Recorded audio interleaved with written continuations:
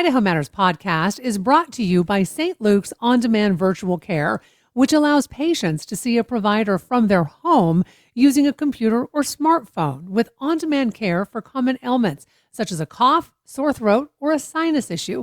More information at stlukesonline.org. Idaho Matters is taking a deep dive into the loss of farmland here in the Gem State. Are you a farmer? What challenges do you face as farmland shrinks in Idaho?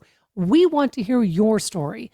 Email us at idahomatters@boisestate.edu or leave us a voicemail using the Talk to Us feature in the Boise State Public Radio app. And then listen to our series on farming called Land and Legacy. Episodes available on Monday afternoons in the Idaho Matters podcast feed. From the studios of Boise State Public Radio News, I'm Gemma Cadet. This is Idaho Matters. Sheepherding is not an easy profession, as any of the sheep farmers in the Wood River Valley will tell you. And they will tell you as this year's trailing of the Sheep Festival kicks off today. Now, the festival brings history and food, music, and sheepdog trails to Ketchum, along with Big Sheep Parade, where more than 1,000 sheep are herded down Main Street. The festival started more than 30 years ago when sheep farmers like Diane Josephy Peavy and her husband John started educating folks about sheep farming by telling stories about what they do every single day. Now, those stories and others are gathered in the Ketchum Community Library at the Jean Roger Lane Center for Regional History. And it was the job of the library summer intern, Vance Cunningham, to sift through hours of historical recordings and then turn them into the Sheep Stories podcast, which explores the culture and the history of sheep herding. Well, Vance, who is a current student at Western Washington University, is joining us now, along with Diane, who hosted weekly essays about sheep farming on Boise State Public Radio. So I want to welcome both of you to the program. And I want to start out with a little bit of history that led up to the festival. So Diane, can you tell us, when did you and your husband John start sheep farming? Sheep ranching, I think, is a better term. Okay. Just between So us when and the when did you world. start sheep ranching then? When I met John, he was in the sheep business, and he had been in the sheep business for three generations. He was the third generation in the PV family to run sheep in this area. And this was a big sheep producing area for years. And And Diane, can you talk to us about the origins of the trailing of the sheep festival? Because my understanding is this didn't happen until the 1990s after Blaine County built a bike path right across where you moved sheep. exactly. Well, when you have animals like that, they're pretty much left with a herder and travel the countryside. They move from day to day, place to place. So there was a lot of movement of sheep through the valley throughout the history of the Wood River Valley. But at, at what caused the start of this festival and the real awareness of sheep in the valley was when the community built a bike path from the southern reaches of the valley up to the mountains. And it became a great recreational area, but it also was built right on top of the sheep trail. And the sheep migrate up to the mountains in the spring and down to the desert areas in the fall. So there was this building issue of how many people can use the bike path at one time. And the people who were rollerblading and biking up and down the bike trail were horrified one fall morning to see 2,000 sheep coming at them as they were headed south, and caused quite a bit of controversy at first. And my husband, John, who was in the state senate and was very sensitive to the public, as he always was with his sheep ranch, sheep and cattle ranch, immediately said, we've got to sit down and talk to the community and figure out what we can do about this. And with that idea, we invited the public to come have coffee and talk about how the sheep could get through the valley on the traditional sheep trail, which was now also a bike path.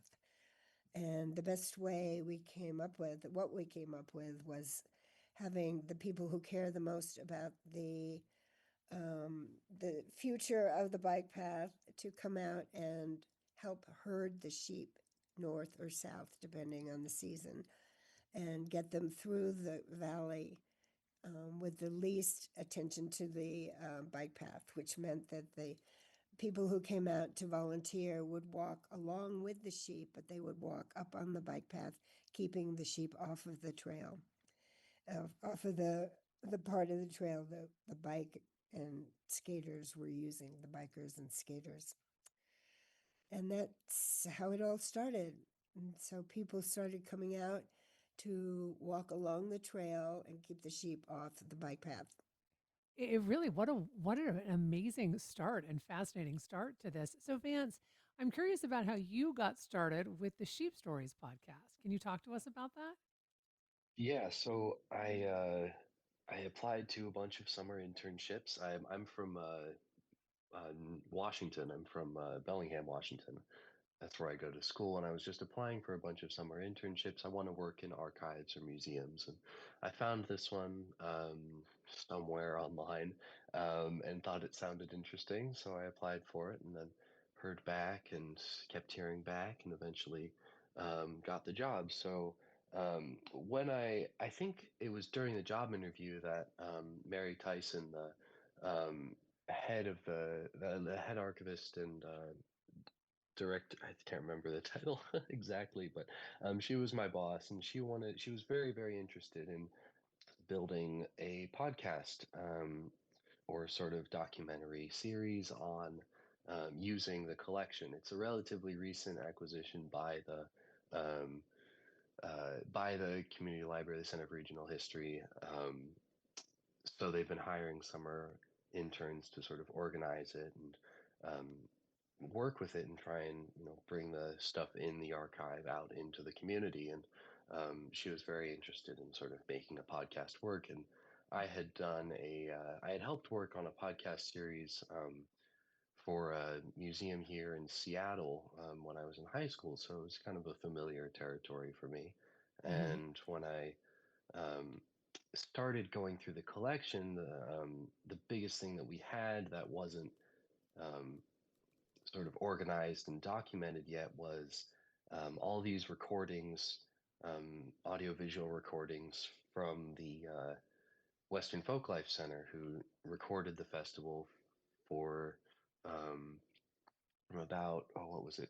Maybe the year 2000 to 2017, with a few years missing Mm. in there. But um, they had digitized all of their tape recordings and sent them over a few years ago. So they hadn't been gone through yet. So that was my job, was going through all that. And it's video recordings of is usually the three big events that were at the start of the festival. And I'd never been to the festival before. I've still never been, and Hmm. I don't think I'll be able to make it this year, sadly. But I'm Oh, hoping to please. at some point make it.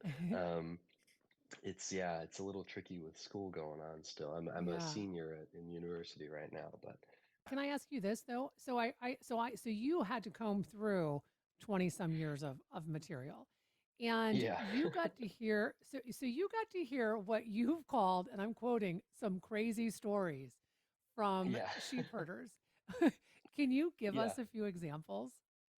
Oh, my favorite one is from a rancher named June. I can't remember her last name right now, but she was a rancher, she was a herder for a few years, several years, and she tells a wonderful story about being left alone early on and um, having two bullets in her gun, and sort of the people that she's ranching for, herding for, sort of leaving her alone with all these sheep in the mountains.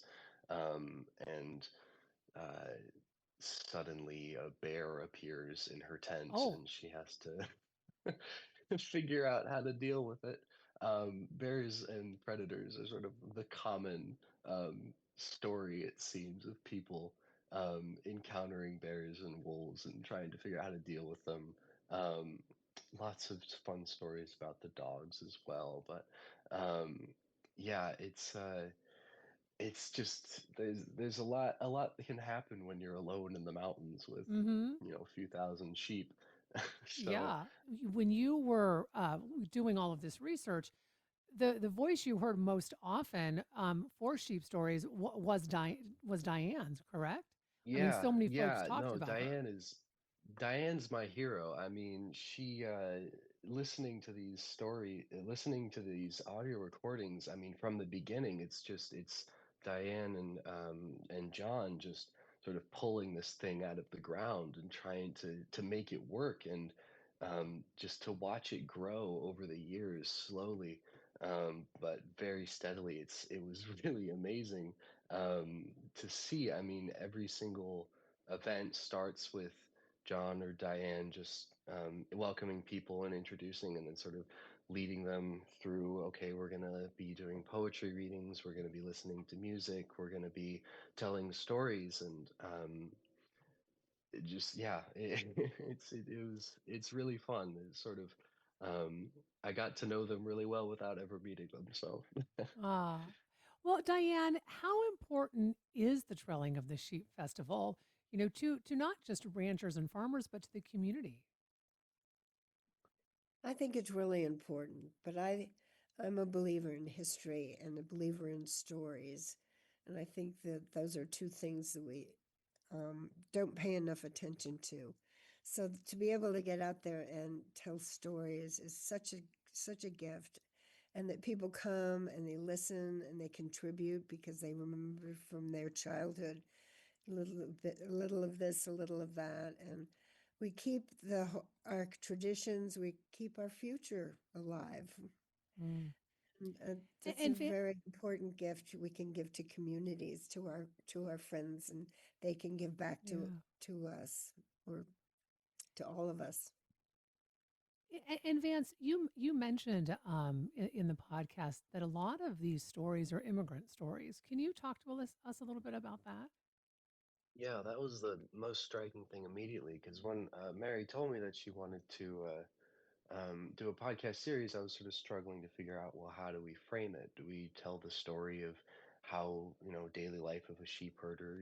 Do we tell the history of sheep ranching in the area? And I sort of found a way to weave all of these together by telling the story of the three large immigrant groups that came to herd in the area. So the earliest people for the earliest herders in the area were Scottish, and then there were a lot of Basque herders that arrived, and then finally Peruvian herders, and we still have a lot of Peruvian herders in the valley today. So um, by telling those stories, I was able to sort of tell the story of herding and the history all together.